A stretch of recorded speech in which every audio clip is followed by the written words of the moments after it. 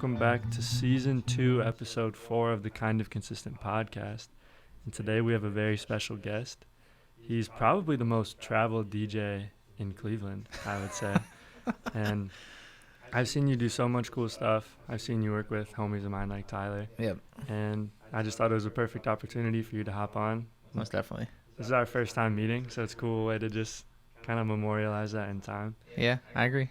Yeah, so I appreciate you coming on, dude. How Most you doing? definitely. Good. How are you? I'm good. I'm just chilling, you know. What you been up to today?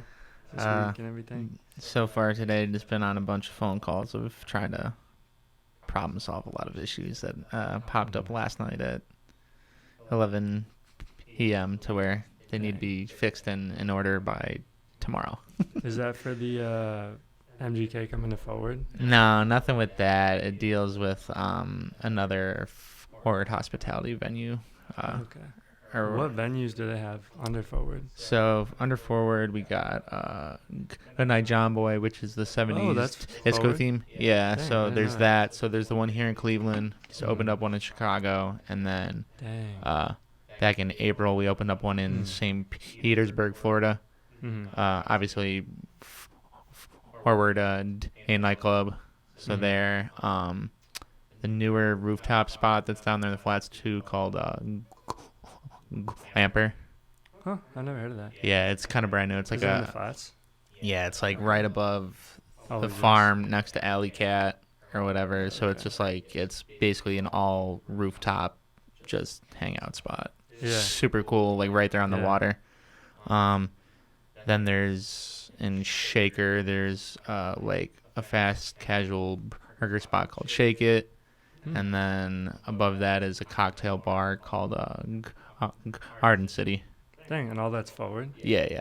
Dang, so do you work like directly with Forward? Like, are you like a part of like... Yeah, so as of, I haven't really shared this at all, so this is kind of like with certain people, but yeah, recently they brought me on like whole time with the entire team, so the entire company, so I'm kind of overseeing like a lot of different aspects of it. Dang, that's super cool. Yeah.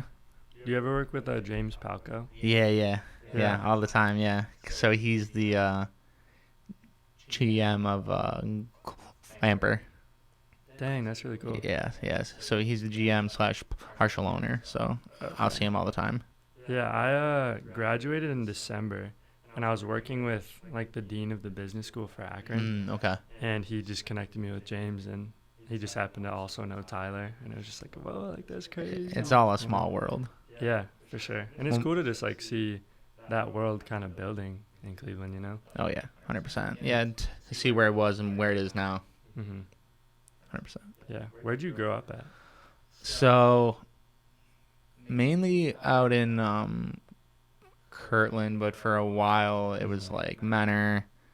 Like I like moved like a bunch, so it was like I was in Menor for a while, then went to like Euclid, then originally started in like Euclid, then moved to like Concord area, then Menor, then back to Euclid, then back to Menor, then ended in Kirtland. So then like from I don't know what, like elementary school and up was like that's finally where I stayed and just like So it was all close to Cleveland? yeah, pretty much. But then like all my teenage years basically up until up to now I've been basically downtown and like around whichever, just like all over.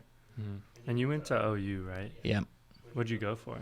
Went for music recording and production with like a minor in communications, and then technically double majored in the recording side and the business aspect. Just not officially, but I took all the classes that deemed it. Yeah. So That's cool. Because I think, especially like, because you're a little bit older than me, you said you're 26. 27, yeah. 27. Yeah, kind of like recently more schools have started to come up with like business programs and music. Yeah. Like BW, Tri-C's rap program is like on the come up. But I think before that, like when I first started to think of music stuff, it was all OU. Yeah, I mean, even when I was in Ohio anyways. Yeah, when I was looking at schools, like I looked at like Kent, Ken was in the conversation PG, kind of Ohio State, but like a reoccurring theme is most of them didn't have music production or like really any music stuff as like a major. It was only a minor. And I can't remember which one, but they had like given a reason of just like, well, like it's ever changing. So once you like learn, you go through the whole program, there's a bunch of other stuff. So it's continuously updating. So then, I don't know, they didn't want to do the hassle, but then found out OU had it. And I was like, cool, I can, because originally before I looked at OU, like I was like, all right, well, I'm going to have to change my plan then because I only want to do music. Like there's nothing else. Like I don't care about anything else. For sure. When did you get to that point?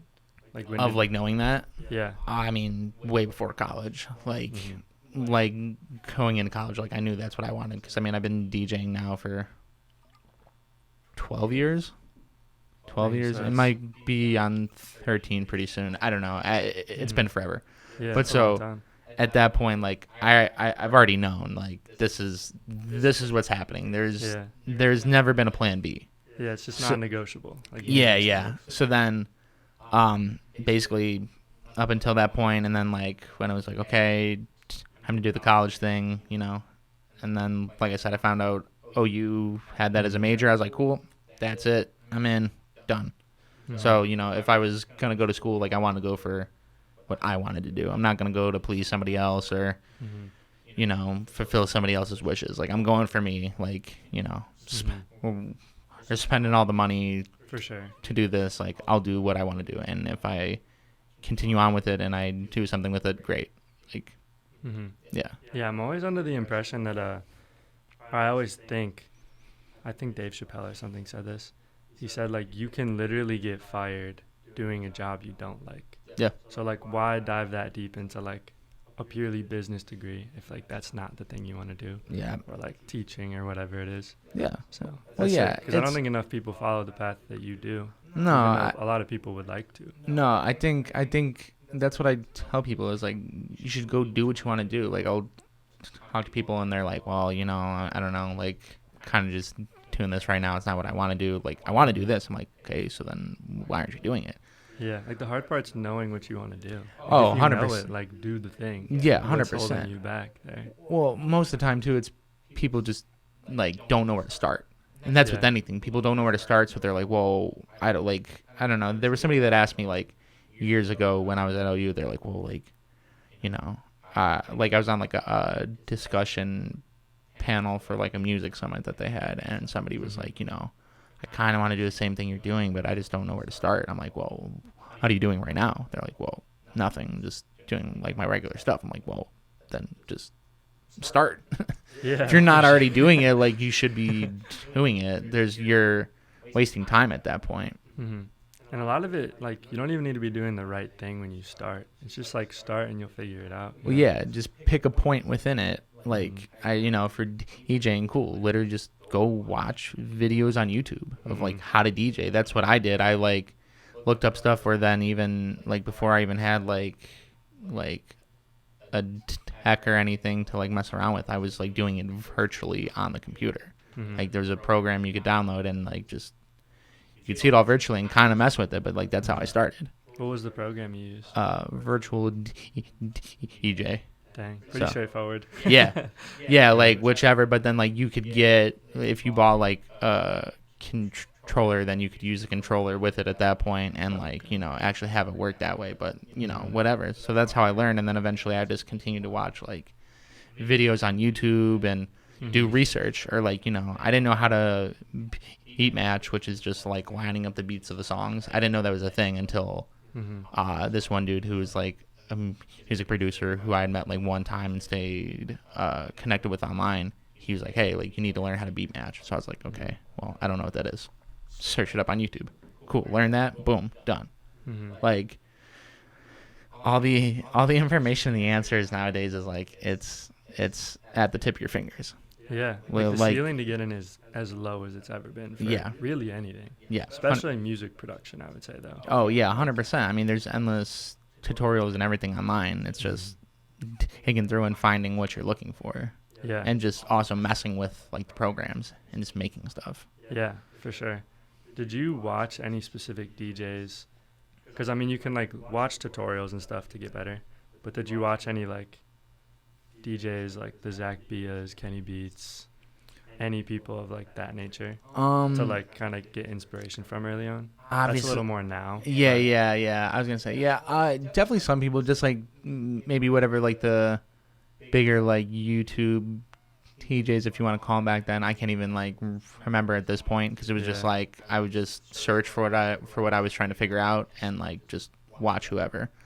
But even just like inspirational people now would be like people like A-Track, Four Color Zach, or then like even just people that I've like slowly gotten like closer with. So like a guy named DJ Heatbreaker, another guy named Joe Maz, and a bunch of others like that, to where just like they're people that have been around but now like working at like places like Forward and whatever. I've gotten closer with them, but I've been seeing them play now for the last few years, and just like watching how they work and operate and how they play, it just continues to inspire me. So I mean, in a sense, yeah, I can't really like think back of specific people, but just kind of like anything I watched, or like, you know, you see like a clip on Instagram and it's just like, holy shit.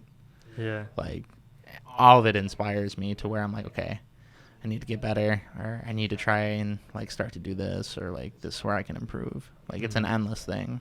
Yeah, and I think we're kind of in the day and age of like not one singular role model anymore. Like just since we're given so many people with social media and the internet, like we can take one thing from 18 different people. Yeah, and well, that kind yeah. of adds up to one ultimate person. Well, yeah, the full tour has been open now, to where like, you know, before you only saw whatever you saw on like movies, or like, I don't know, like a bunch of people talk about how before they were watching like different DJs on like VHS tapes. Yeah. So like I was never at crazy. that point, but like, you Yeah. know, even from there, so that was their only source, and now you can search up and see anybody. Like doesn't matter who it is. Like Yeah. yeah. So one thing I wanted to bring up was I heard you used to work with like Adam Michael in the Red Bull event car. Oh as a yeah. DJ. Oh sweet. I didn't know you knew. I didn't know you knew him too. Mhm. That's funny. Yeah. So I met Adam. God, I can't even remember how long ago. But basically, we were both part of You've heard of I'm from Cleveland, right? Yeah. So we were both a part of that. Oh, Adam was a part of I'm from Cleveland. Yeah. So he was helping shoot different content for us here and there, or even like the one year when we were all at EST Fest, like we were all Oh, there, that's and so fire. he was like shooting video, photo, everything. And then he Mhm. even shot when I did Numbers Fest at OU, he did my recap video for that, came and shot photos and like whatever. But so yeah, we were friends for a while, and then he started driving the Red Bull truck. Yeah. And Oh, so you knew him pre-Red Bull truck? yeah, like way before, like before that became like his full-time thing. Yeah. For the longest time. So for that, even, yeah, though it was, he had like brought up the idea to me, and he was like, dude, like, you know, would you want to like do something with us at OU? Or it might have been kind of vice versa. I can't remember at this point, 'cause now it's like a blur. Yeah. But it was basically the last plan to bring it in. It was like my senior year at OU. And I was like, I just want to do like one more like crazy thing. And I was like, dude, if we bring in this Red Bull truck and like surprise everybody at like, because are you familiar with like the fest season at OU? Yeah. Yeah, so it was for, day before was Palmer Place, and then the next day was Palmer. So I was like, dude, if we bring this thing through for Palmer, we don't tell anybody, and just like don't post it, just have it spread like word of mouth. Like it would be Yeah. crazy. So then he was like, he got approval from like higher ups. So then I had to find a house. So my one dude was TJing at one of the houses, because I didn't have anything lined up. Because I was like, for my senior year, I just want to hang out. Yeah. Because all 3 other years I had been DJing nonstop, like every single one, like whatever. Mhm. So then I had on my one homie. I was like, yo, I got something super dope. Can we just hang it there with you, and like you'll DJ too, obviously. He's like, yeah, for sure. So then I talked to the people at the house. I was like, yo, got something super dope for you guys. You're gonna have the best party of the fest. Like, people are gonna flock here. They're like, okay. Like, I didn't tell anybody. So then so you it's just like, told them it was gonna happen. yeah, Like, yeah, you yeah. didn't say what, but something. Yeah. Me and my friend Scott, who were planning with Adam, we were just like, all right, let's just tell nobody. Like, I just want this thing to show up because it looks like a tank. Yeah. And No, it's a so beast. literally it's like 9 a.m. We're there at the house, and then like Adam just comes rolling up, and like we walk out to the front of the street to see him coming down, and you could just see everybody that was already out on their porches just like jaw drop, like, what the hell is that? Like, this thing looks insane. Yeah. Park it back there, everything opens up. Eventually, like, the Red Bull, like 2 of the Red Bull Mini Cooper cars show up, so it's just like, it looks crazy. And then eventually it just like everybody came in. Like, it was the last party to get shut down of the day. We had like the most people. Like, people were like, you could see it on like people like Snapchat of people just like, dude, what the hell is this? This thing is crazy. And then even by the end of it, like the state troopers and the police that like walk around and shut everything down, they did a lap, shut down the party, came back, and they're like, dude, we had to come back and check this thing out. This thing was insane or whatever. So it was just like a moment of like just trying to have like one last like send off, or just like really do it right, I guess you could say, and just like kind of show like, yo, this, like, nobody's ever done this. Yeah. So that was Type later deal. on in your senior year? Yeah, that was like senior year. So it was like, boom, that happened. And then not long after that, like, we all graduated and it was done. Dang, that's a hell of a way to go out. Yeah, that's why, that's like, I mean, and then even the day before at Palmer Place, it was like, you know, you know what I'm talking about with that place. It's like the Horseshoe apartment complex. Yeah. So, I mean, we were in there the day before with like 3,000 people. Yeah. Like, all in the crowd, all up in the thing. So just boom, like back-to-back things of just like pure craziness. Yeah. Yeah. That's awesome. Yeah, I never really got to experience like fest in full swing. Yeah. But I've always like seen people's stories and they look crazy. Yeah, it was definitely And especially being like a DJ for that too must be like such a sick feeling. oh yeah, just the fact of like, it's just endless, and like hundreds of like thousands of people that are just coming to have fun. And like it was always fun. Definitely some stressful moments here and there, but like overall, like I would just try to put myself in a position to where like I was away from everybody and like just like go in, totally rock it, and just, you know, Yeah. have fun. Do you have a most stressful moment from that time? Like, was there a time like a speaker stopped working or like? No, nothing like overly stressful from down there, because we were always pretty in control of the moments. Like, maybe just stressful of like, you know, maybe it was like a late night before and then having to go set up, or just like, you know, people just being annoying in general.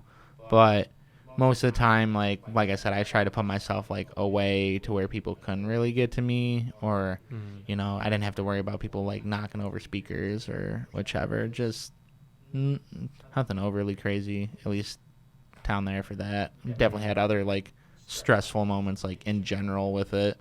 Yeah. Yeah, so I've DJ'd one wedding before. No, yeah, it's And I think the most stressful part for me was, one, I didn't have a good setup. yeah. Like, I literally was using like when JBL speakers can connect to each other. Oh yeah. So the latency was just bad while people were walking down the aisle. I was just like, oh my Okay, God, please yeah. start working again. But I think the worst thing was there was like one lady who was just like, can you like not play this? Like, this song isn't like, I don't really like this song. Can you like play something else? Just somebody really chirping. Yeah. Yeah. Do you remember what the song was? I think it was something like country adjacent. Okay. It was like I don't know. All that was a blur because it was like Yeah. my first time, and like hypothetically you think what songs will make people dance and like get ready, Yeah. but that definitely doesn't always prove to be true when you're there. Yeah. And yeah, it was a trip for sure. That's definitely something like a lot of people don't understand with DJing, is not every song will like hit. So then you got to think on the fly of like, okay, let me go to this one because I know it'll hit.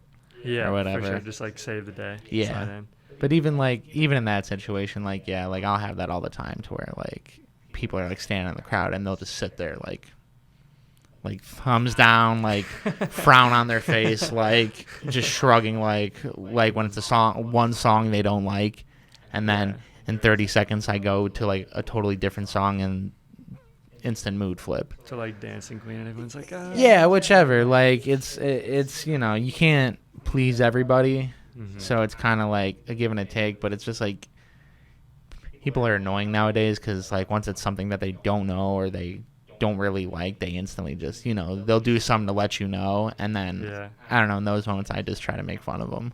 Yeah, for sure. Like, it's never that serious. Yeah, it's like, you'll win them over. Like I said, like the song's gonna change in like a minute, 30 seconds max. Like, don't worry. Like you'll have something else to dance to, and it's like I said, I'll try to mess with them because I'll like, for instance, if I see somebody like do like a thumbs down, I look at them, I'm like, I just throw them a thumbs up, or like I'll call them out on the mic if they're sitting there like just like they look pissed off. I'm like, yo, you can smile a little, have fun. Yeah. Or I'll put on like some corny song or whatever that gets everybody singing, and they're just sitting there like, I'm like, same thing. I'll be like, yo, like you're not too cool. Like, we're all here having fun. You're the only one here that's kind of like being shitty. Yeah. Just give it a moment, and it'll be something new. Hopefully, it's something you like. Yeah, that's cool to take it with that type of positivity. Yeah. I think that could really like get to somebody if you like let it. Oh yeah. No, 100%. For sure, but it's really easy to let it do. Oh no, it for sure. I mean, there's some moments where it'll kind of get to me to where I see like there's one person that's like they just look like they're just like not feeling it, or like I don't know, like I see them like whisper to like their friend, and I'm like, nah, dude, they're probably talking about me. They're probably saying I suck. This, then, the third, and to where I'm like, I'll get a little self-conscious about it, to where I'm like, okay, well, I want to try to please everybody, but at the end of the day, I got to remind myself, like, you know what, sometimes it just is what it is. So. For sure. And that's probably the best way to look at it. Yeah. Do you have a favorite, like, I guess, is there a song that is your go-to fallback if something isn't going well? Because I'm sure you have a lot, but, like, what would you say your one is right now? Or you can say one in the past if you don't want to give away your sauce. No. I mean, it's all general stuff that I think everybody else would know. But, I mean, I don't know. The only thing that comes to mind right now is, like, the only two is, like, Low I Flow Rida. Or, like, a big one to where it always perks people up is, like, Temperature by Big Sean. Or, like, I Usher. But it's just because, like between Low and they're just straight like classics to where like it can usually save anything. Yeah. Like, whatever. Say you play like kind of a stinker of a song, you could jump to either one of those and it'll kind of rally everybody up, gives you a little time to kind of like breathe and kind of regroup. Like everyone should have like songs to where you could jump to those to where they're like a savior and like it'll bring you back. So even like you could do like Levels by Avicii. For sure. Too, or whichever, just to where like it's such a staple, everybody knows it. It has like good sing-along parts to get everybody interactive, has good high energy. That's what you want, to where like, it just brings everybody back. Do you have any songs that you've played that you wish hit that didn't? Like whether it's like a personal favorite or just like a guess as to what would? Yeah, there's like a few. Like I'll always kind of like throw in some stuff like I want to hear here and there, to where I'm like, okay, maybe they might not feel it.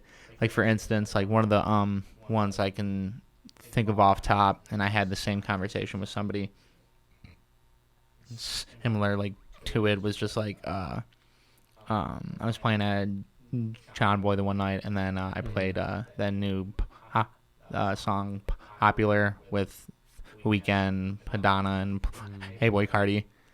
I think it's a vibe. Like it sounds so good, has a nice like bounce to it. And I played it, and I looked around, and like there were some people that like knew it, and other people were just kind of standing there like, I don't know this yet, or whatever. But I'm like, you know what, whatever. It's for me.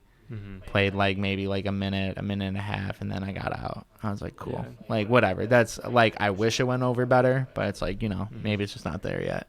Yeah, for sure. So stuff like that.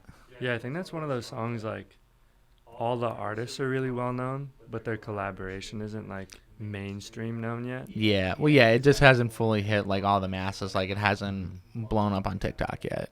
That's probably what it is for real. Pretty much, yeah. So I asked Tyler to throw me some like ideas and questions to throw out. oh yeah. So one thing he said to ask is, how did you get your DJ name? There we go. So basically, obviously my actual name is Robert, but I prefer Bobby. And then obviously, I don't know if you picked up on it, but I also have a stutter. Mm-hmm. So then, and then it all correlates then to, the movie The Waterboy with Adam Sandler. So obviously, that's where everybody knows the name from. And it's funny because anytime anybody hears Bobby Booshay in a song, they're like, holy shit, so-and-so said your name. So as of right now, it's like Post Malone, because on his new album, like he has a song where he says it. Mm-hmm. So you know what song it is? Yeah, it's I know it's, I can't think of the name. I can see it, but it's track number 8 on his Austin. Yeah. Okay. On Austin. So it's Oceanite. Okay. It's like in the first 20 seconds. Okay.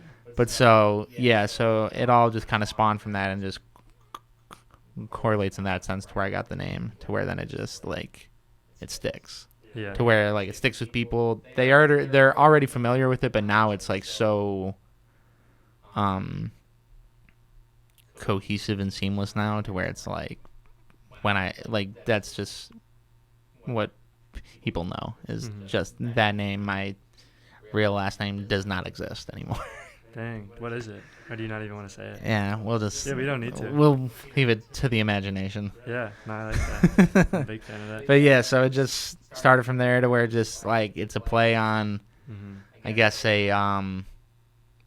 however I want to deem like the stutter, like I don't know, not like a flaw, but you know what I mean, like taking a negative and making a positive. Yeah, I guess think that's the best. Like, yeah. I think anything is a downfall and a weakness if you make it one. Yep. But like we all have different things about each other, and if we like own it, that can that's the biggest thing for us, Just using the cards we were dealt. Exactly. Just because nothing's good, nothing's bad. It's all just how you frame it. Exactly. Yeah. So how I view it, and then it also like at that point like nobody can like use it against me. Yeah. Like for it's sure. Whatever. Like I've already owned it. Like it is what it is.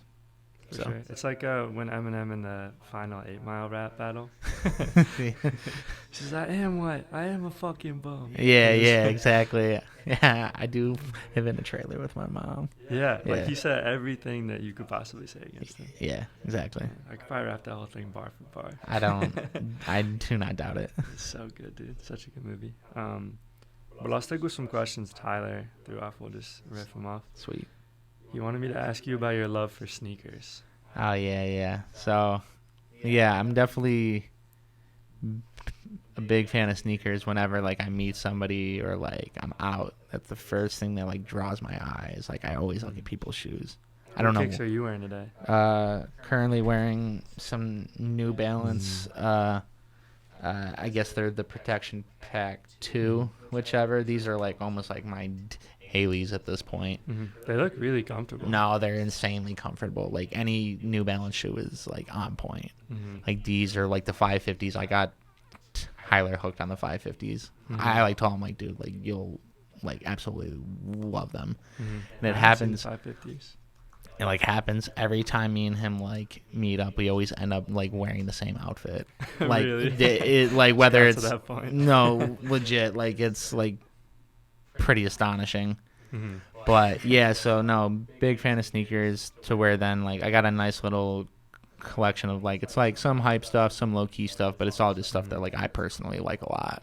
Yeah. So I don't know, I always like sneakers at like a young age, to where like I always had like a good amount of pairs, to when even like when I was like skateboarding, I had a couple different pairs of skateboarding shoes, different colorways, same brands though, and then I would kind of hop around for a little bit and stick with this brand for a while, jump to this one, or even there was another interview I did not too long ago with some friends about like sneakers and stuff, and they were Was like, it the My Cousin? Yeah. Vintage? I was about to ask about that. yeah. So on that one, like I had a pair of like it was actually a couple pairs. It was like they were Aquawear shoes, like, and like I still can't find them because it was black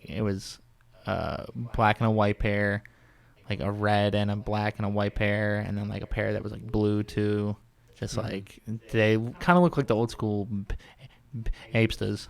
Oh, for real? Yeah, low key, not as like shiny and like plastic looking, but like kind of like same color blocking. But yeah, so no, just like I don't know. I just like the two things that always give me is like a good pair of shoes and then like a good T-shirt. Yeah. I love T-shirts too. Like my closet is insane to where it's just whether it's like vintage shirts or just shirts that I think are cool or just like whichever. Like I'll spend a bunch of money on it just because I like shirts so much. Yeah, and especially when you perform too. Like Yeah. want to have like updated drip and not just be like, oh, this fit was Updated sick drip. like a I month like ago, that. you know? Yeah. No, yeah, I just like it's just whatever I think is cool, whether it's like I'm wearing it when I TJ or just like out and about. I just like even like when I was in Tampa, I got a sweet shirt that like I can't believe I still got it. I was looking for like resell vintage shops when I was down there, and I found one. I can't remember the name of the place right now, but it was a Viva La Bam shirt. Oh, like the Bam Margera show? Yeah, so but it was Dang. do That's a throwback. you remember the episode where it was like he made his dad like not eat food for like 24 hours? I don't think I remember that one. Oh but it yeah. doesn't surprise me. So it was just like the whole episode is like don't feed Phil. Like he can't eat for 24 hours because he always eats so much food anyway. Yeah. So then like it's Ham's dad like on the shirt sitting on like a park bench and with like the sign that says don't feed Phil, and it's like all original, perfect condition, but like from like when it came out. And I was like, that's a grail. no, legit. And I had seen it on their Instagram page, but it was from like 2 to 3 months ago. So I like went in there on a whim, and I was just looking around, and I was like, yo man, do you by chance still have this shirt? Because it didn't say sold underneath. So then he's like, wait, yeah, we do. So then he found it, and I was like, yo, instant cop. Like I don't care how much it is. Like, I got to get it. Yeah. Still haven't worn it yet, but I'm waiting for like, the right day. yeah, the That's right like day. the right moment for that. I don't know, but I have no idea. But I'm just like, I know eventually, like, I want to. What's your like best tip for somebody getting into like vintage buying as far as clothes? I mean, I get just hit what you like. Like, you know, like, I don't know, everything I kind of go for is like stuff from like my childhood or like stuff that I enjoyed when I was like growing up. So whether it's like the Viva La Bam shirt, Yeah, it's a deep cut. Super deep cut. getting like what is it? Why am I playing? Oh, like just like vintage like wrestling shirts or like band tees. So like, Were you a WWE guy? yeah. Oh, So Tommy's a huge is he? WWE guy. Oh, then yeah. So He like never talks about it, but he's so big into he's it. super low key about it. Yeah, like it was like even the one time I went to Miami, I've been wanting like a Stone Cold Steve Austin shirt. I found one down there. And it was like perfect. This is like kind of what I was looking for. The sweet rock one. I'm trying to find like a good Undertaker one, probably another Stone Cold one, or then like, you know, I'll find band tees from bands that I like listen to a bunch. So excuse me, jeez. It's all good, bro. So like even like there's a classic Slipknot one I got, another one from this band called Static X. Just like different stuff like that. So I mean, yeah, just find stuff that you like, whether it's like shirts, like pants, even old shoes, like everything like that. It's just whatever. I think that's the thing about vintage. It doesn't matter. Like some of it's so like all the shirts back in the day were kind of like quirky and off the wall here and there. Like, you know, they had the big graphics or just like outlandish like sayings and shit on it to where it's just like whatever. More unfiltered, you know? Yeah. But it's just, you know, it's like anything. It's just whatever you like at that point, you know. Just, I mean, some of it's like insanely expensive, but just because it's so old at this point. But Yeah, I think that's a really cool methodology for it, you know? Like Yeah. we can all try to keep up with trends, whether it's like posting a video that has like a sound or just like a certain saying. But like if you love WWE growing up and like you wear WWE stuff, like that is always going to be tight for you. Well, and yeah. That's like the part that I feel like matters most. Well, yeah, and then it's just So another I'm wearing way. a soccer jersey today. Yeah. I'm trying to tap back into the roots of like what I grew up on, what Yeah. I care about. Exactly. You're just showing it's a form of self-expression. You know, you don't need to go buy like designer clothes or like whatever to, you know, I don't know, I guess feel good or like, you know, represent what you like. You can do it with stuff that's older than you, you know, whichever, or just that takes you back to like those previous like childhood moments and everything like that. So, you know, it gives you the nostalgia. People that see you wearing it, it makes them think like, oh wow, I haven't thought about that in so long, like I miss all this. And then they essentially then go back and go on YouTube and fall into like a wormhole of watching old WWE clips. Yeah, and that's what we do it for, you know? Yeah, 100%. It's really funny. So I'll round out Tyler's questions. Yeah. He has one that I think he just wanted to slide himself in for. Of course. And then it's classic. And then one to end it out there. Yeah. Is he said definitely ask who his favorite photographer that makes a magazine is.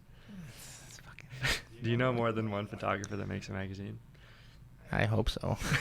So I can say not him. Yeah, for sure. No, for sure Anybody him. but Tyler. No, I definitely I hate not having him here in Cleveland anymore. Like him moving to Chicago I was like kind of bummed. And then I was just in Chicago, and the day I was coming in, he was leaving. Oh, did his tour start up? Yeah, pretty sure. I think it was like he was going to shoot. I think it was a different festival or something. Oh. I don't think it was with Elderbrook. But no, I definitely miss having him here because like he was always just somebody I could like clown around with, like when we're at Forward, or like, you know, me and him would just meet up all the time or go to the gym and shit too. So I was like, you know, I lost my friend in that point. Yeah, and that's tough because it's also like a lot of the creatives and like just cool people do move. Yeah. Really before you like get the chance to do much. And But even like I can already tell, and we'll talk about it here and there, me and him, to where, you know, like for like how he said on the podcast, he was like, yeah, like I went to Chicago and I was like kind of struggling, I didn't have much going on, and I was talking to him in that time like, dude, don't worry, like it's all coming, like it's all gonna it's all gonna get there, it's all building up, like you got the credentials already, you know, from whatever, sure. And then boom, he's doing the stuff with Elderbrook. He you know, shot Hazo's thing in LA for like his big headlining show, or then you know, whatever else will then come of this Elderbrook thing too, because like he'll have that under his belt, and then cool, essentially at that point he can go to like any of those other guys, like big name DJ producers can then hit him up, you know, even with Ethan and stuff. He's doing all the stuff with Kazo, but then Ethan's doing stuff with John Summit, so then maybe something can then, you know, I think John Summit's people asked him at one point, or like he was about to do something with them. So like it's all there, it's just staying consistent, kind of consistent. For sure. It's a plug. For sure. But you know, like whichever, just like still, you know, just because there's some downtime doesn't mean it's a bad thing. Like, you know, obviously, like, yeah, you still got to do stuff to pay rent and whatever, but you know, the downtime isn't a bad thing. It can allow you to prepare more, and then, you know, once you do get the opportunity and the call, like, you're ready to go. Yeah. And you can jump. For sure. And I really started to lean into like delayed gratification as far as work stuff goes. And like I'd much rather, just using Tyler as an example, like I'd much rather kind of like not have a ton going on, and like rather than work with brands I don't like, so something like a really cool tour could come up. Well, yeah. Like, I don't know. I think it's really easy to jump on the small stuff, but it'll all come around. That's the thing now with everything. Like everybody wants instant gratification. They want that viral video. They want the viral video. They want the TikTok fame. They want instant gratification, to where like most of these people, like even like within the DJ scope, like I feel like a lot of new DJs, they just want to pop off real quick. They want to go viral. They want this. They want that. And then when it's not instantly coming to them, they're like, well, dude, like this sucks, like Yeah. blah blah why blah. isn't it But it's like, working? dude, like you got to put in work into it, no matter whether it is the DJing, whether it's music, photography, videography, anything. Like you're gonna have to put in the time, because what happens is if you get that instant gratification, you get that instant jolt of fame Mm-hmm. or whatever it is, it's 20 times harder to maintain. Yeah. Because then, like, it's all about the long game. Because if you know, if you go viral or whatever, you're like a flash in the pan. And if you're not ready with the next move after that one, or, you know, you're not doing other stuff, like, because people think once you hit that moment, like, it's smooth sailing. Like, no, that's when the real work starts and when you need to, like, really push. But so they get that little bit, and then it comes and goes as fast as it went. Like I said, I've been doing this for 12, 13 years, you know, whatever. And like, as of the last, I mean, what, year and a half, I'm starting to finally travel. Like, I'm playing out of state. I'm taking gigs out of town. And, you know, like, it took time to get to this point. So it's been 11 years, like 10 years in the making of trying to get to a point. But, you know, all that then adds to my experience to where I can walk into a situation, I can problem solve, I can solve an issue, I can, you know, I know how to read a crowd, I know how to think on my feet. You know, if you're not willing to put in that work and gain that initial Intuition, knowledge, you know? yeah, like you end up shooting yourself in the foot. Mm-hmm. You know, you want it all right now. Cool, we all do, but Yeah, for sure. that delayed gratification will mean more, it'll teach you more, and it'll be more worthwhile. Yeah. And I think we just lost sight of that as a society right now, you know? Yeah. We all just want it. Because we see, like, 5 people get it. And we're like, man, like, why can't we be one of those 5 people? Well, exactly, yeah. We're all, you know, whether it's jealousy, envy, whichever, like, it's not a bad thing to feel that way within those moments, but don't let it consume you to the point to where you're like, dude, fuck that person, they don't deserve that, they don't do this, blah blah blah blah. It's like, well, then why do you deserve it?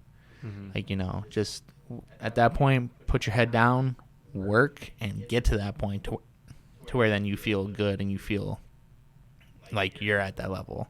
Then also continue to always strive for more. Don't get complacent. Yeah. Same thing, if you get complacent, you're screwed.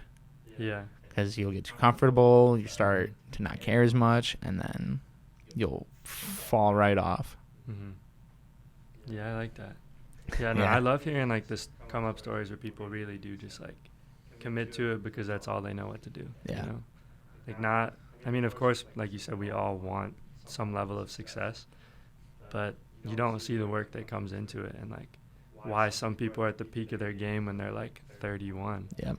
And that's just, you don't see those 15, 20 years of work. Yeah, I mean, it all plays into it more than people think, because people only see either what you're showing them of the success, or, like, you know, they're not thinking back to, like, everything that it took to get there, unless they're the people that are right there with you. For sure. Man, I need to hear that speech, like, every now and then, you know? I'll probably go back to that one. Yeah, no, I was, as I was saying, I was like, wow, this is actually not bad. Yeah, but I think, like, even if we think that way, it's, like, something we need to be constantly reminded, like, where I always think of the lyric from First Day of My Life by Bright Eyes. Do you know that song? I don't, but Love that song. Mac Miller has a cover of it. That's why I like it so much. And the lyric is, I'd rather be working for a paycheck than waiting to win the lottery. And I think of that, like, every single day.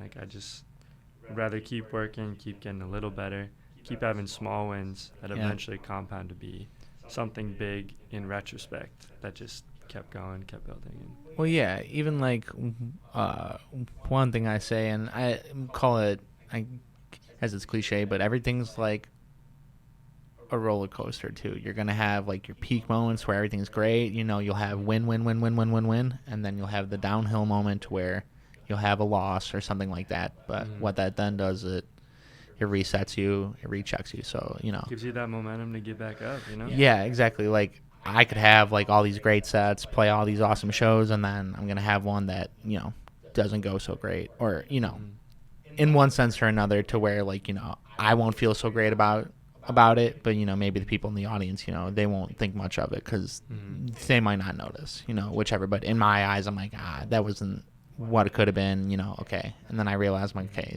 this is my valley, so let me wait, let me just reorganize, figure out what I have to fix, and then work the way back up, and it'll balance you all the way out, A lot of it is in our head, Yep. Like you even said, like maybe the audience doesn't even realize, like they're reacting the same. Yep. But maybe you just had a really, really good show the night before. And Yep. Yeah, comparison's tough. Yeah, Pretty 100%. tough. Yeah, because with that, anything, we always want to strive for like our best thing of it, and when you have like a mess up, or a moment of you need to just kind of hug up your pride and make you messed up, just do that and then keep it moving, and then plan for the next time. Yeah, no, I agree with that. Yeah. One last question from Tyler is, what's your favorite food spot in Cleveland? Favorite foods. And then I'm also curious what your favorite coffee spot is. Throw onto it. You can riff a couple, because I'm trying to get more traveled. Yeah. No, food, I don't know. It really depends kind of on the day, but it'll jump anywhere between like one spot called Irie, which is like Jamaican food. Mm-hmm. So like I'll get is like that newer? No, it's been around for like a little bit, but they just opened a location. No, it's not around here. Or maybe they did. No, not around here. But they got like a few locations like around Cleveland, one a little bit near Path area, I think too. But super good. Like I always get rice and peas, jerk chicken, or the curry chicken with I love curry chicken. extra plantains. Plantains are fire. I haven't had a plantain. And then maybe like get like a beef patty. Super good. So they're super good. Superior or number one pho. I always say it wrong. Number one pho. Yeah. Great spot. What else? Is pho Vietnamese food? I'm pretty sure, yeah. I forget. But so there's this like pork dish I'll get there from time to time. Super good. Another place me and Tyler would go to all the time that I showed him. Heart of Gold over in Ohio City. Coffee shop? No. So it's just like a restaurant. Okay, dang. Super good. I think I went there when it was just like an open mic night thing, so I didn't see like the restaurant full. So then yes, same spot then, yeah. But they have like great food there. Chicken sandwiches are fire. Smash burgers. Smash burgers go crazy. Yeah, big time. Love smash burger. What else? What's some other like low key spots? I'm trying to think. I don't know. I just like everything. Like I'm always willing to try everything. So definitely those places are always like some of my go-tos. What's that one like bagel spot in the Flats? Hockey's Bagels. Yeah, I Super tried to fire. go there one day, but the line was so long. 10 out of 10 recommend. Super So it's good. worth it. Yeah, they're super good. The wait is definitely a little long, but it's the hot Italian. The hot Italian. Super good. There's good. Actually, there's super good sandwich spot which I go to all the time now. Wild Bodega in Tremont. Just really good simple sandwiches. Yeah. Just like nothing more you can need just than like a sandwich and some chips. Mhm. Like super just great. Yeah, it's got the basics, right? Yeah, it's all you need. Like I usually get the number 15 on sourdough. Mm-hmm. So it's just like a turkey club, and not a turkey club, like kind of like a ELT, but with turkey on it. Super good. Yeah, I'm glad we got this conversation recorded, so I can be like, okay, this is the food spot. Back here, but yeah, spot. This is the order to get. And then as far as coffee goes, obviously, Rising Star is one of my go-tos. 27 Club in the Flats. For sure. Super good coffee. Like I just because when I get coffee, it's either just like cold brew, black, or then I'll do like a vanilla latte with oat, or I'll do a hearty iced chai Mm. with oat. So then, so those places, Hick Shooter, they got 2 locations, one in Waterloo, one in Old Brooklyn. Super good. Another place called Tuck Rabbit, Judith. It's Dang, I good haven't heard too. of like half these places. Yeah, super good. And my girlfriend and I are trying to make a list of all the coffee shops in Cleveland. So, Yeah, like, no, if you when want people more, come I'll send you more too. through, for sure. Because, yeah, the goal is to get, like, internally rate it, you know? Yeah. So we know, like, okay, this is a spot. This is the one. This is where No, we should go. that's what I do. I'll go to like different spots and like they're like super good regular spots that I'll go to a lot, or another food spot to go to, and they're only really open during the week. Roaming Biscuit, I never heard of it. super fire. Look it up. It's literally just like breakfast sandwiches, but it's just like freshly made biscuits with bacon, egg, and cheese, and you can either do pimento or Colby Jack cheese, and it's just the shit. Like Yeah, that I sounds love it. delectable. Yeah, because what would happen before, they would do pop-ups in different spots around the city. So the one place, Hick Shooter, the coffee shop, I would go there all the time to get coffee, and then I would get one of the biscuits. And like that's when I was still living in Curlin, so I would drive to Euclid just for that, just because it was so fire. Yeah, it's worth And the trip. yeah, but now they're over on Superior, and then they just opened up a new location in Hingetown. So yeah, Dang, I'll definitely hit you up if I need some other spots. Yeah. Too. Sounds like you're well versed. 100%. Yeah, that's like my favorite stuff, is just to go try new places and like, see what else the city has. Yeah, definitely me too. Cause like, it's a big city overall. Oh yeah, There's so many different, and even just like if you count in like Lakewood, Euclid, and just like all the outskirts. Yeah. yeah, like there's so much to visit. Even just cool places to find. You Yep. just gotta look for them. Oh no, there's still plenty of places that I still find out about. I'm like, wait, where's this? Or I've never heard of that. Everything like that. So there's still plenty to like explore. Yeah, we gotta put some respect on Cleveland's name. you know? 100%. 100%. Speaking of putting some respect on Cleveland's name, I saw you were an I'm from Cleveland affiliate. Yeah. So Yep. what exactly does that mean?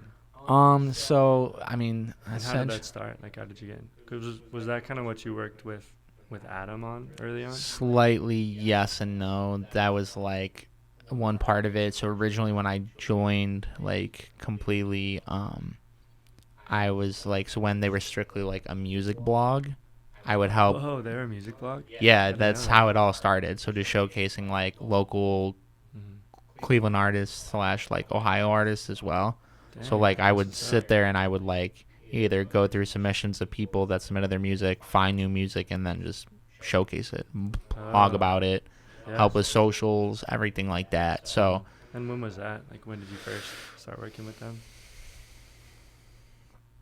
2014, 2013. I don't know. It's on my LinkedIn. So it's been Yeah, like yeah. like at least like 7-8 years now. Dang. Something like that. So now basically I'm not as heavily involved, but like I'll send, if there's some I see like a cool accomplishment, whether it's like, somebody in music, somebody that's an actor, chef, somebody that's doing something for the community, whichever, just stuff that is good and that can be showcased, so I'll send it over and just be like, hey, check this out. I think, you should share it. Do they still do like music blog stuff, or is it more just like the recaps on the Instagram? Not as much Some interview now, stuff? like showcasing some music stuff, like, when like mainly like highlights, not so much showcasing new music. I think they're trying to get back into it, but Yeah, I think whole they thing have kind a of playlist, shifted. right? Yeah. Yeah, I saw that come up recently. Because honestly, that's kind of why I started kind of consistent. Is like it's more music centric than anything. Yeah. It's just I want to help put on people from where we're from, and like I think I just saw one too many people move Yeah. to have to do that, and I'm just like, we have good artists, Yeah. and like maybe I didn't even know where they were at first when I started, but like the deeper you get into it, the more you realize there's like cool DJs like yourself. There's some amazing musicians that still live here, Oh, yeah, 100%. I think I don't know, because I've even felt it to where you kind of do everything here. So you're like, okay, well, now what do I do? Like, either, you can kind of go the route that I'm going to, where like I'm still here, but I'm also able to travel and go outside and still grow stuff. Yeah. I've thought about moving, and like I think eventually I do want to. Right now, it's just not the time. I know it's not. But, if you want to, I think you don't have to move, but at the same time, you also have to move. Because then if you don't, you're kind of stuck in the mindset here. You're kind of stuck with everything here. And, once you reach a ceiling, like, you reach the ceiling. Like, For sure. the only way to then grow even more is to go out. But, I think everybody that leaves, they always, it seems pretty consistent. They know they're from here. They know the struggle they had here. They know everything. They know where like all the roots start. And they, whether it's like somebody like Steve Harvey or, any of these big people, they always reference back, and they're like, I've seen all those clips of Steve Harvey where he's like, back in Cleveland, I was living in my car. Yeah. Like everything like that, I came out here with nothing, and then now, I'm here. But that is where I came from. It made me, who I am, and like, I'm forever like thankful for it. Yeah. So I think, no matter who it is, like they all always refer back, and they all always know. Yeah, which is important, like it just, I don't know. I think that made me look at the term "I'm from Cleveland" a little differently. It's like, fuck yeah, dude! Like I'm from Cleveland. Well, yeah. Even if I'm not there, like I'm from Cleveland. Yeah. Yeah, that's where I'm from. It's the it's another sense of pride, because you go and you look at the page, and it's like nothing but just showcasing like the positive aspects of all these people that are from here, whether it is just somebody who owns a local shop here, or the top star of the top star, like whatever. It's like you have everybody there, and it's just showing like there is great stuff here, no matter if you did leave or if you're still here. Like this is what we have. Yeah, I think that's cool. Yeah, because all the pages like similar to "I'm from Cleveland" are just like, no, it's dope. Yeah, there's like a point before you realize they exist, and you hear just people's opinions on Cleveland, but like then when pages like that, it just like showcases everything that we got going on. Yep, it's just so tight. 100%. Speaking of things I got going on, dang, I'm not usually this good at segues. I'm really trying to get better at it, but are you working as a part of the MGK day this weekend? On Sunday? Yeah, well, yeah, so by the time this comes out, it's going to drop. It already like passed. 2 weeks, probably. Okay, then yeah. Later. So then yeah. So okay, we're probably filming this like maybe a month before. Okay, yeah. So I'm trying to think. I'm like, what should I say? Yeah. I'm like, I can't say anything yet. I don't know. But so yeah. The only real thing I'm a part of is on the actual MGK day Sunday. They asked me to TJ Malby. I think it's from like 3 to 3:30 or whatever. So just come to a set. And then obviously Saturday night we're hosting Kells, and then me and Slim are both DJing as well. That's so tight. Yeah, so this will be the second time we had them there. Was it here last year? Yeah, last year we did the official after party at Forward after the concert, which was like insane. It went until like 5 a.m. Really? Yeah, it was nuts. That whole day was insane for me, to where like I did so much stuff that day. It was like I don't even know how I survived. But yeah, because did he sell out First Energy? Yes. Dang, dude. Do you know how many people fit in First Energy? I think the final count was like 55,000 people or something. Wow, dude. Like something like that. Unreal. But that show was like insane. Like it was unreal. Man, I wish I could have went, but we were visiting my older brother in Dallas that weekend, and MGK did, or like because I worked at the Rock Hall at the time too. Okay, nice. I was an intern, and they announced that we were having like the activation on the plaza. Yeah. Like a few days after the trip was booked, and I was like, no. I don't know if I want to go see my brother. Yeah, no, I think it was one of those things where I think a lot of people had like a lot of FOMO about it, to where it was just like everything, like it was all like electric. Mm-hmm. Like even just like I'll go back and watch like all the videos I took, and like Mm-hmm. I've seen them like a bunch of times and like whatever like that. You know, it's always a great show. But for me now, every time I go, I just like I look around and I just see it, because like I don't know. First time I ever saw him was at like House of Blues or whatever, MGK? back in like 2011, 2012. What album was that? Like General That was Admission? like before Lace Up came out. Like he had like signed the deal Wow. with Bad Boy, and then like whatever. So I wasn't like, I didn't go to when it was like at the Grog Shop or smaller, Mm-hmm. but like, or Peabody's, but like I was there at that moment, and I've been here since. So I've seen it go from there to the fucking Brown Stadium, and I'm just like, Yeah. I just look around each time, and I'm like, holy shit, like it gives me like I got chills thinking a little about bit it. too there. Because yeah, I don't know. It's just it's one of the first people where I see the direct progression. I've been there for all of it, Yeah. to where like like it's just insane. There's no other artist I can say that about. Yeah. You know? He hit like the highest heights, Yeah, Like Billboard #1 twice. yeah, even more than that, I think. Oh, no, sorry. just For I'm thinking of, like, tickets and or the albums. streams. Yeah. Sorry, I was thinking of like singles and stuff too. I guess that's Billboard 200. Yeah. Yeah. But You get no, that. yeah, just to see like all of it is just, I don't know, insane. It just blows my mind every time. Mm-hmm. So And it just makes like Cleveland cool, Like you saying like people felt FOMO about an event happening in Cleveland. yeah. That's tight as fuck, dude. Well, yeah, even like like that whole day, like I got a call, I don't know, to like 7 a.m. or like 8 a.m., something like that. Like I woke up on like that Saturday to where my one dude who was supposed to DJ like the Plaza thing at the Rock Hall, he couldn't. He's like, yo. Really? Did Yeah. you DJ at the Rock Hall? Yeah. So Man, he like could've hit met me a year ago. Yeah. No, exactly. And he hit me up. He's like, yo, I can't make it, blah, blah, blah. Like, can you go do it? I was like, yeah. Like, so I, like, Yeah. got up, went, like, showered, got ready, and, like, left. And then I was there for, like, all fucking day. I see, dude, that whole plaza was packed. Like, the merch line was, like, wrapped around the circle thing. Like, just everything. It was, like, insane. And then Yeah. later on, then went to the concert, and then had to leave to then go do the after party. Did the after party, but then left to go do a whole other show at the Agora, and then left the Agora to go back to the after party, hop back Dang. on at the after party.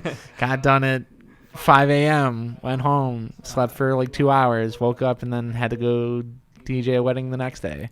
Wow, dude. Yeah, so like it was just like a whole 48 hours of just like insane stuff. That's chaos. Yeah. What'd you do at the Agora that day? They had Troy Boy there, Mm. so he's like a EDM producer, DJ. So they had like asked me to do that show. Oh, before all this really started to pop? Kinda like everything was already like in motion, and so then they asked me to do it, and then like everything was starting to unfold more. So then I was like, hey. Like they had me down for this one set time. I'm like, hey, I actually can't do that set time, so we gotta switch it. And they definitely weren't happy about that one, but Yeah. But I mean, it's for a greater good, yeah, I It's mean, it all kind of worked out. Yeah. I mean, it happens, 'Cause Yeah. I really think that, especially since you work like full time with Forward now, Yeah, you've like seen MGK like rise to prominence. yeah, You got to put some things ahead of others at just certain days, and like, not that you neglected it, but you just said like, hey, I want to make this work. I want to make this work. Yeah. Like let's hope for the best. It's weird. I kind of always find a way to make it all work, no matter what. Like I don't know how. It's always been that way. Mm-hmm. So it always ends up, it always ends up working out somehow. Yeah, for sure. Works out as it should, Yeah, luckily enough. Yeah, for sure. Do you release any music on your own? Yeah, I have / like I'll put out mixes. Do you drop it on like SoundCloud, Spotify? SoundCloud, Mixcloud. I can't put the mixes on like Spotify because Okay. it's other people's stuff. But like I So have it's all remixes, not like original stuff right now? somewhat, yeah. Like Original with, what? air quotes. Like I put out original stuff. So as far as like instrumental beats and stuff like that, or like people have like used them before. So then I've created like a little catalog or like stuff that I've like either recorded, helped mixed, or like whichever. So I got that at least. I don't know. I just haven't haven't put forth as much time as I should for making original stuff. And I want to, and I just don't put forth that effort when I know I need to. Yeah. So that's kind of my struggle, is trying to do that. But on the creative side, I've been trying to make DJ edits. So whether it's mashups of songs, so taking this instrumental and putting this vocal over and creating something new, sound like that, or just trying to find different creative ways in that sense. So some of it's being put out. I got a whole Dropbox folder of just stuff just collecting dust. Yeah. So every so often I'll go on my SoundCloud where I have a bunch of stuff that's private, and I'm okay, I'll just unprivate this. Yeah, now's the time. Yeah, I'll just unprivate it, and if people see it, cool. If they don't, whatever. I don't really care. But at least now it's out in the world. Because for the longest time, for a lot of the beats I would make, I was well, I don't want people to steal my beats and use them without my consent or my permission. Da da da da.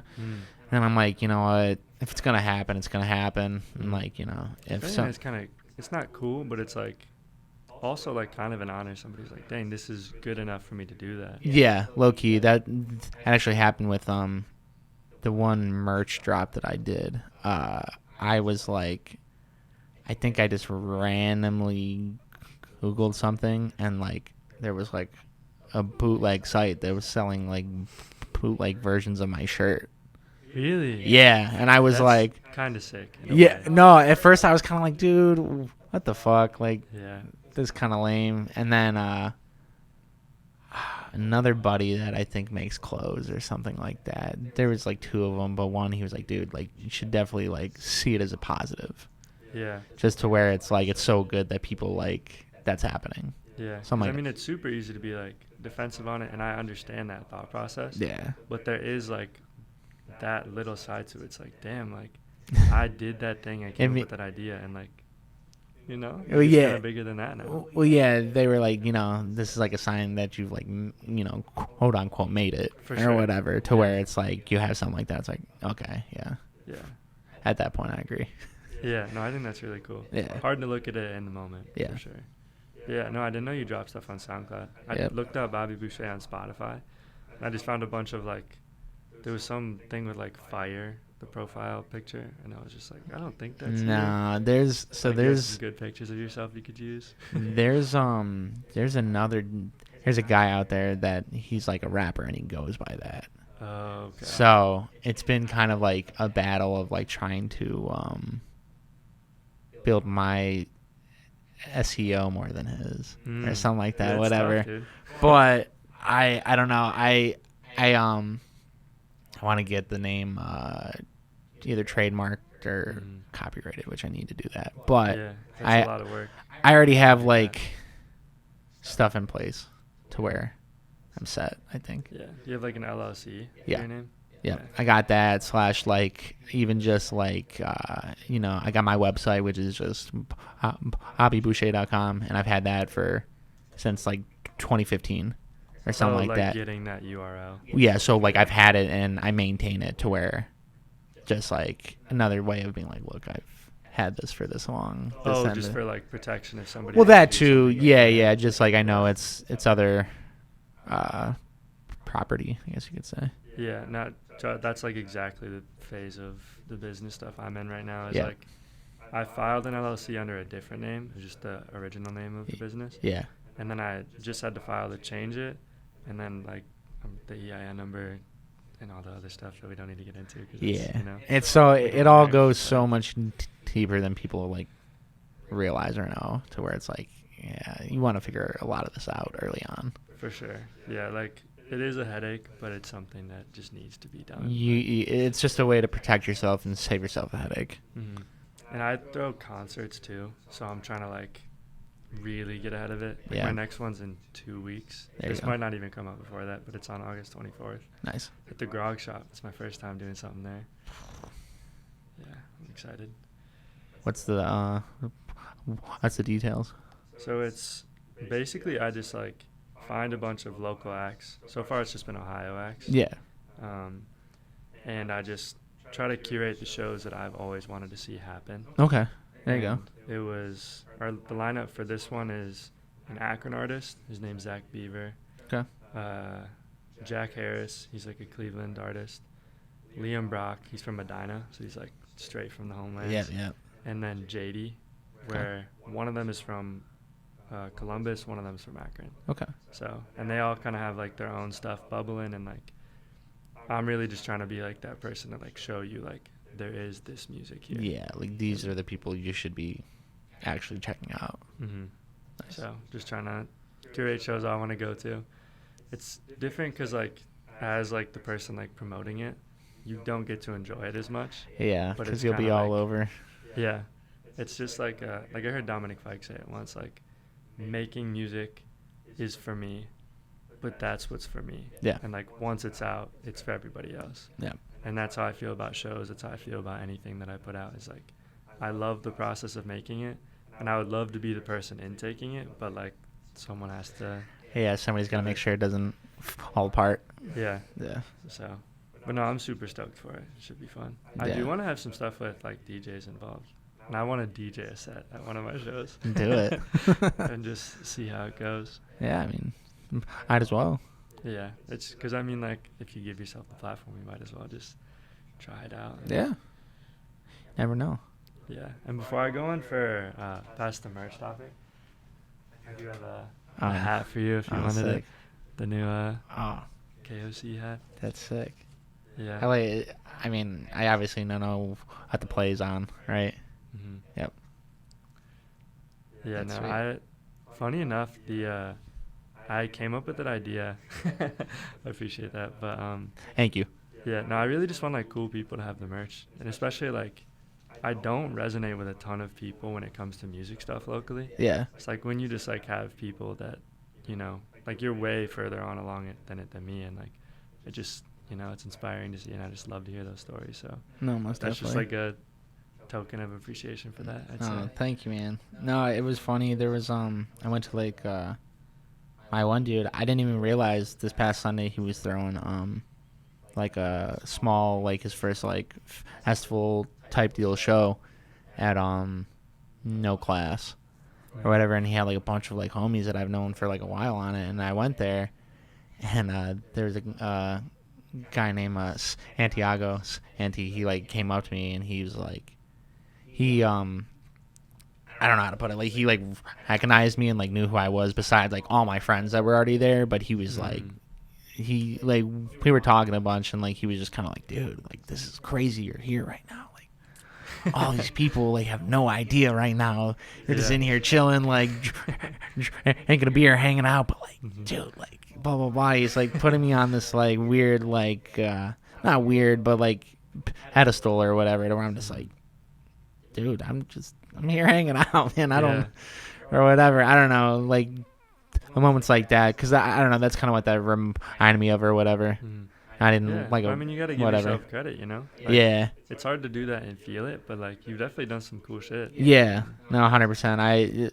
A lot recently, I've been like struggling with like the imposter syndrome For sure. or whatever, to where it's like, it's not that I don't feel like I don't deserve anything, but it's just like the thought of it is kind of like throws me off, or even just like getting to do like stuff like this or whatever, you know. You didn't have to ask me to come on here or whatever, you know, or like I shared the podcast because I liked it, and you know, obviously Tyler was on it too, so like to support him too. But either way, and then like you asked me, I was like, oh, like sweet, like I don't know, I don't expect anybody to ask me to do anything, or like, you know, whichever. Yeah, no, it's crazy timing because you know Caitlin Chen, like she works for Red Bull. Yeah. Yeah, so she was my manager for 2 years. Oh, really? And her and I caught, because I worked at Red Bull. Yeah. Oh, no shit. Okay, so you this know- makes sense with Adam then too. Yeah. Yeah, So- do you know when Adam was a student brand manager? I think so It too. was just Yeah. pre-event car days, really. Yeah. So then when he was at where'd he go to school? Akron. Yeah. So when he was at Akron, yeah. So yeah, wow. Yeah. So that's the job I had. It was just Okay. like, there was one person between us, it was my friend Joe, Yeah. and then me. So like, I had Okay. the exact same job as Adam. No, so yeah, so I would talk between Adam and Kaylin, and then whenever Kaylin would come to OU, dude, she would like stock me with so much Red Bull. Dude, I would just have cases in my dorm room, just like the big 24 packs or whatever, to where I was, dude, I didn't pay for Red Bull for so long. Yeah. I was like, best, yes, dude. thank you. That was my favorite perk of working for them, was just like blank check. Oh you yeah, know? 100%. No, I love that so much, because it was like, dude, you know, at like college especially, they're like upcharging everything. So I'm like, well, dude, I'm not trying to pay $5 for a Red Bull. Yeah. And then like I got the hookup, and I was like, yes, thank you. Like, this is all I want. That's the best. But No, honestly, yeah, like that's sweet. the reason that like kind of everything started to build up was because I've like seen you and Tyler like posting stuff back and forth just through the years. But I caught up with Caitlin like no more than a month ago. Yeah. And it was probably like 2 weeks ago. And she just said like, oh yeah, like music people you should like tap in with, like Bobby Booshay was like doing stuff. Yeah. And just coincidentally, within like a week of that, you Boom. reposted like the story with like my podcast with Tyler. I was like, this is like too good of a coincidence to not be like, yo, like, why not just It's set it fate at that point. Like, the stars align at that point, to where it's like all the previous dots of like whatever just all connects. Yeah, it's crazy. We could have met at the Rock Hall too. Oh yeah. Like, you weren't supposed to be there, and I was supposed to be there. Yeah. Like, it's. Well, so then you also know Q, who works there too. Yeah, Q's the homie. Yeah. No, Q's the best. Yeah. Yeah. He'd always play really killer music on the Rock Hall speakers. No, he's cool, man. Yeah. I was just there not that long ago and saw him. Mm-hmm. Yeah, I've seen him in a minute. It's been a while. I need to get back up to the Rock Hall. I guess now's the time. Concerts and stuff. Yeah. Full swing. Everything. Or then I think they still have that 50 years of the new 50 years of hip hop exhibit. Yeah. Which is cool. Yeah, no, that's honestly what I want to get up to see the most. It's sweet. It always fascinates me, the fact of like just the stuff that they can get, or just like everything that's there. You know, I know I've already been there like a bunch of times, but each time it's like always something just where I'm just like, wow, that's actually insane. Yeah, and it really just like brings the world to us. Like, I honestly wasn't a big Beatles fan. Really? Prior to the exhibit, to working there last year, because that's when it started. Yeah.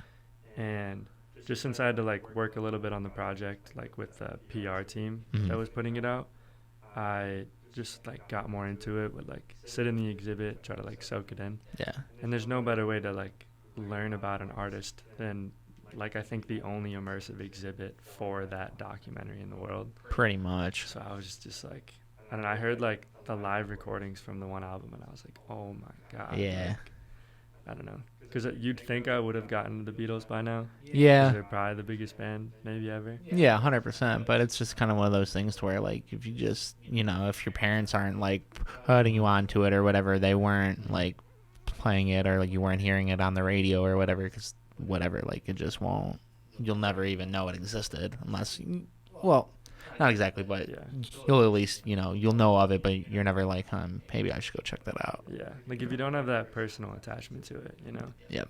Yeah. And my girlfriend's name is actually after Paul McCartney. Oh, really? So her name is McCartney. So I actually got, like, coincidentally into the Beatles a little bit before. Then I met her at her family's record store called Blackbird Records. That's named after Blackbird by the Beatles. Yeah, yeah. And then her name is McCartney. And it seems like you have a lot of coincidental moments that then lead to significant moments. For sure. It's like a lot of stuff you never realize would mean much beforehand, but like, yeah, you know, I don't know, the world just like prepared me for all those things, and it's crazy. 100%. Yeah, no, it's a really cool thing. But one question I like to ask at the end of all my pods is, what is something you're actively learning right now? Whether it's within your work, whether it's in your personal life, it can be anything. What's something you're actively trying to get better at, trying to learn about?